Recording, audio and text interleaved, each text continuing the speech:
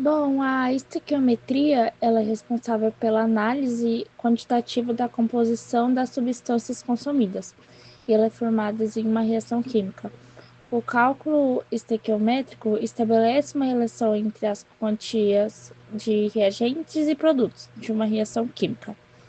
Desse jeito, é possível de saber a quantidade de produtos que serão utilizados em uma reação e a quantidade de produtos que serão formados. A equação são 3 passos. Primeiro tem que escrever a equação química do jeito que o exercício pedir. Depois tem que balancear a equação, deixando todos os componentes iguais, com o mesmo número de átomo. E aí depois é só fazer uma regra de 3 com as moléculas. Aqui a gente tem um exemplo. Qual é o número de mols de molécula de O2 necessários para reagir com 5 mols de átomo de ferro? Primeiro passo, que vai ser reescrever a equação química, então a gente vai escrever ela. O segundo passo é balancear, deixar todos os componentes com a mesma quantidade, 4 mol, 3 mol e 2 mol. E o quarto passo é realizar a regra de 3, que é só multiplicar cruzado que vai dar o resultado. Depois divide o valor. Bom, as leis ponderais ou as leis da estoquimetria são um conjunto de princípios, que descrevem as relações entre as massas dos reagentes e os produtos em uma reação química. Bom, elas fornecem a base para entender a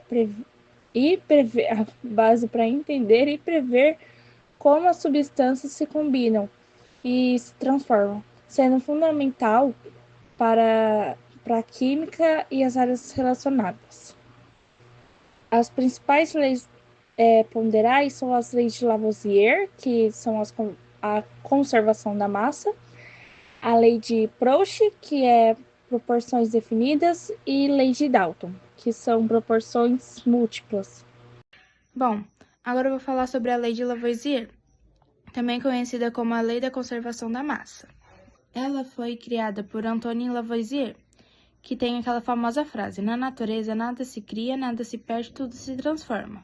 Nessa lei afirma que uma reação química feita dentro de um recipiente fechado, realizada dentro de um recipiente fechado, a massa total dos reagentes é igual à massa total dos produtos. Ou seja, a matéria não se perde nem se cria, apenas se transforma. A descoberta foi feita após ele aquecer o mercúrio com o oxigênio, criando o óxido de mercúrio. Quando ele criou o óxido de mercúrio, ele percebeu que não teve alteração da massa total. Agora eu vou falar sobre a lei de Proust, ou a lei das proporções constantes, que foi formulada por Joseph Louis Proust. Nessa lei é afirmado que um composto químico é sempre formado pelos mesmos elementos, combinados na mesma proporção de massa, independente da sua substância ou do método de preparo. Joseph formulou essa lei após observar que as substâncias compostas mantinham proporções fixas de seus elementos constituintes, mesmo em diferentes amostras. Por exemplo, a água, que é H2O, que ela é sempre formada por hidrogênio e oxigênio, na proporção da massa de 1 para 8. Por exemplo, 1 grama de hidrogênio para 8 gramas de oxigênio. E para formar a água. E vendo assim, mesmo que aumentar a proporção do reagente, a quantidade do reagente, a proporção se mantém. Por exemplo, se aumentar mais 1 grama, ou seja, 2 gramas de hidrogênio, aumenta 8 gramas de oxigênio. Então, fica 2 gramas de hidrogênio e 16 gramas de oxigênio. A proporção em massa entre os elementos permanece constante.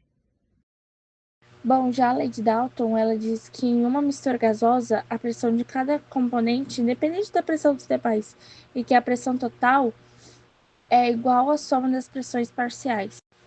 Alguns pontos principais é que a teoria atômica de Dalton foi a primeira tentativa completa de descrever todas as matérias em termos de átomos e as propriedades.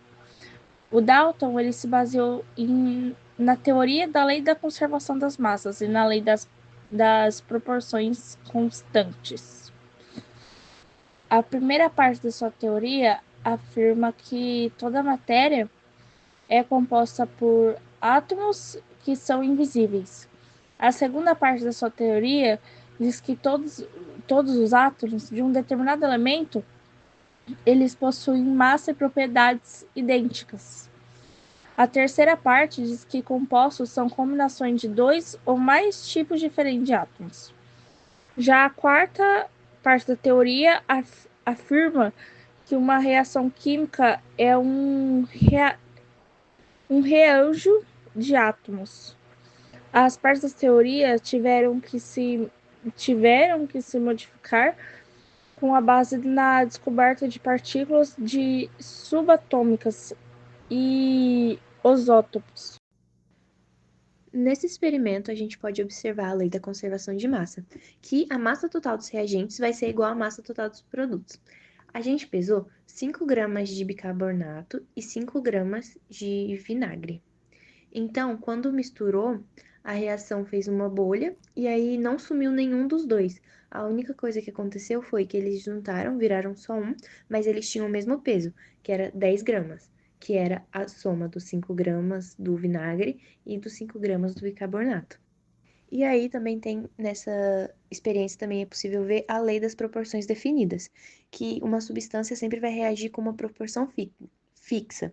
Então não tem como colocar muito vinagre e pouco bicarbonato e esperar que tenha uma reação, porque o bicarbonato só vai reagir se tiver a quantidade certa de vinagre.